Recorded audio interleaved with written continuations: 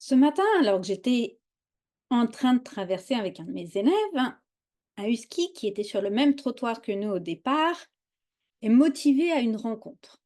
La problématique, c'est que nous traversons et lui se met à traverser pour nous rejoindre. Le chien avec lequel j'étais, après plusieurs exercices, a appris le mot trottoir.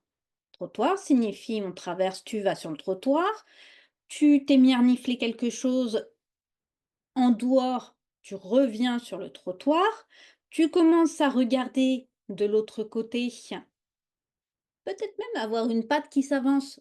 Le le mot trottoir veut dire que tu restes là. Je ne sais absolument pas ce que ce husky connaît, ce qu'il a appris, dans quelles circonstances il l'a appris. Je ne sais pas non plus quel est son historique. Je suis juste témoin de ce qui se passe. Au moment où il nous rejoint, son maître hurle. Ma problématique déjà, c'est que le husky, ça faisait plusieurs secondes qu'il avait réussi à avancer sur la route. Si vous voyez votre chien commencer à aller hors du trottoir, réagissez à cet instant. Ne le laissez pas être sur le milieu de la route avant de réagir. D'autant qu'à ce moment-là, une voiture arrivait face au chien. Ensuite, grondez le chien pour quelque chose que peut-être il n'a pas conscience, il n'a pas connaissance, n'est pas capable de faire, alors qu'il a été mis en échec, et je trouve pas ça très juste. Si je ne vous informe pas qu'il faut s'arrêter au feu rouge quand vous conduisez, vous grondez après, c'est ma responsabilité si vous ne vous êtes pas arrêté, pas la vôtre. Ensuite, est-ce que ce chien a appris à marcher sur le trottoir, quelles que soient les distractions qu'il y a de l'autre côté? C'est souvent un aspect qui est oublié quand on enseigne un comportement au chien, les distractions, quelle que soit leur distance. Il est important de les inclure. L'état émotionnel de votre chien peut en lui-même être une distraction pour votre chien. S'il est très excité, s'il est énervé, s'il a faim, on peut avoir des aspects comme ça. L'autre chose que j'ai pu voir, c'est que le maître, au-delà de juste crier, il a peut-être eu peur, voir la voiture qui arrive presque au niveau de son chien, je peux totalement le comprendre. Mais continuer à la réprimander. Continuer à réprimander son chien dans ce contexte n'informe pas le chien qu'il y a eu un danger. D'autant que lui, il n'a pas vu la voiture.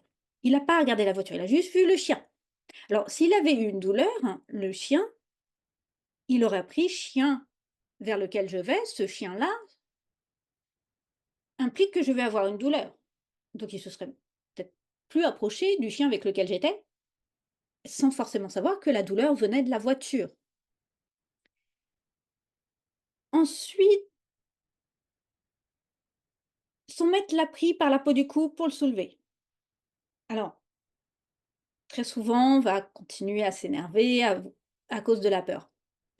Allez, prenez quelque chose pour passer vos nerfs. Votre chien n'a pas à supporter vos nerfs parce que vous avez eu peur. Il n'a pas non plus à subir une réprimande qui n'est pas justifiée et encore moins sur la durée comme ça. Ensuite, j'allais vous dire, j'entends trop cette prise au cou, mais en fait, je l'entends. Le problème est déjà que je l'entends ou que je la vois. Et là, aujourd'hui, je l'ai vu avec un chien soulevé. Oui, la mère peut prendre ses chiots par la structure du cou.